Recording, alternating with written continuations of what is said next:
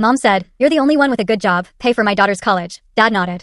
This story is about betrayal, boundaries, and the fight to reclaim your own life from the people who claim to love you most. I thought paying off my parents' entire mortgage would be this massive, heartwarming surprise, a moment of pure gratitude. Instead, it was met with a chilling silence, followed by a demand so outrageous, it made me realize I was nothing more than their personal ATM, and my own family was actively trying to take everything from me. My name is Ryan, and at 29, I used to think my family and I were pretty tight. Not perfect, because what family is, right? But we managed. Sunday dinners, birthday celebrations, those random phone calls every few days.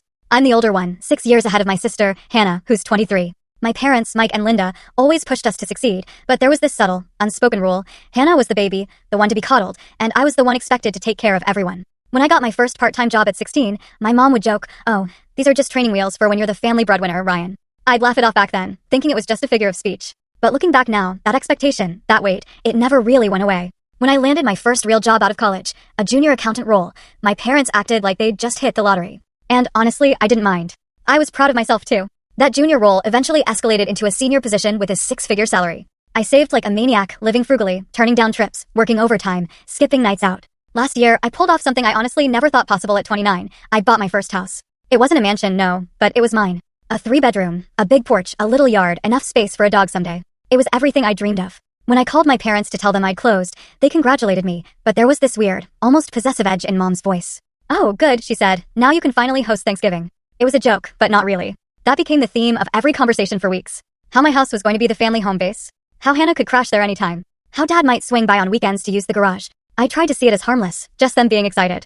I was wrong. It all clicked into place during a Sunday dinner, just weeks after I'd moved in. Mom had made her famous roast chicken. Dad was sipping his usual beer. Hannah was glued to her phone, scrolling, as always. The conversation started light, work updates, weather complaints, the usual mundane stuff. But then Mom turned to me, her voice suddenly serious. "Ryan, you're the only one with a good job right now. You should help your sister out with her student loans. Or better yet, pay for her last year of college so she can focus on graduating." I actually laughed.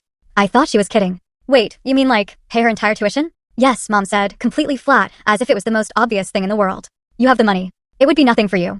Before I could even respond, Dad nodded, chiming in like a co-conspirator. "It's the least you can do after everything we've done for you, Ryan." My stomach dropped like a stone. "Everything you've done for me?" I asked slowly, trying to keep my voice even. Dad leaned back and on. T missed the end. Watch the full story, link is attached below.